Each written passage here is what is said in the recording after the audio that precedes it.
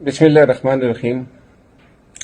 آج ملک 8 اکتوبر 2024 کو شام یہ ویڈیو میں بنا رہا ہوں۔ میری صحت کے حوالے سے سوشل میڈیا پہ بہت ساری خبریں گردش کر رہی ہے اور حالیہ دھرنے اور احتجاجوں میں میری عدم شرکت کے حوالے سے میری بیماری کو بہانے کے طور پہ بھی اجاگر کرنے کی کوشش کی گئی، تو اس حوالے سے میں ضروری سمجھتا ہوں کہ حقائق عوام کے سامنے رکھوں۔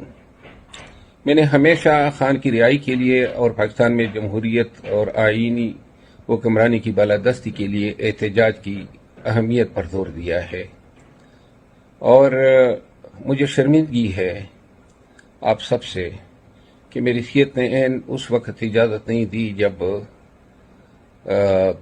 ورکرز نے اور پاکستانیوں نے ہمت باندھی، اور خدا کی قسم پاکستانیوں کی یہ ہمت دیکھنے کے لیے میری آنکھیں ترس گئی تھی۔ 9 مئی کے بعد جس طرح قوم کو ڈرایا گیا تھا، یہ ڈی چوک پہ دھرنے میں اور لاہور جلسے میں اور پنڈی کے جلسے میں جس طرح عوام نے جرأت کا مظاہرہ کیا، یہی وہ خواب تھا جو میں نے دیکھا تھا۔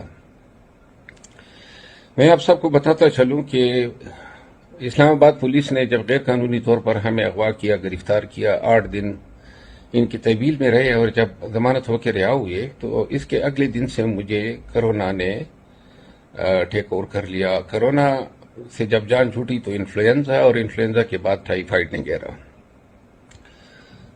بہت ساری بیماریاں جو ہیں، اس سے نکاہت بھی ہوئی، وزن بھی کم ہوا، اور لیور فنکشن ٹیسٹ جو ہیں وہ بھی صحیح نہیں آیا۔ وزن بھی میرا جو ہے تقریباً 10 کلو کم ہوا ہے۔ زہر خورانی کے حوالے سے سوشل میڈیا پہ باتیں گردش کر رہی ہے۔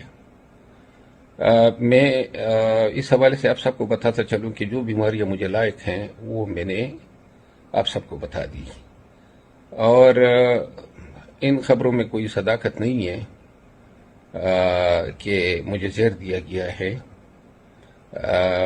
گرچہ میں نے ابھی ٹیسٹ کرائے ہیں اور بھیجے ہیں، لیکن ایسے کوئی سمپٹمز نہیں ملے ہیں۔ لیور فنکشن ٹیسٹ اور یہ بیماریاں جو ہیں، ان سب نے جو ہے میرا حال خراب کیا ہے، اور ان حالات میں مجھے دعاؤں کی ضرورت ہے۔ میرا آپ سب سے وعدہ ہے، پورے پاکستانیوں سے وعدہ ہے، جس دن اللہ نے تھوڑی جان میں جان ڈالی، انشاءاللہ جس طرح 9 مئی کے بعد کسی ایک جلسے، جلوس اور کنونشن کو میں نے مس نہیں کیا، انشاءاللہ آپ سب کے آگے کھڑا ہوں گا۔ اللہ کرے کہ اس قوم خان کے لیے اور پاکستان اور جمہوریت کے لیے ہم کسی کام آ سکے، یہ سعادت ہوگی میرے لیے۔ مجھے اپنے دعاؤں میں یاد کیجیے گا۔ بہت بہت شکریہ۔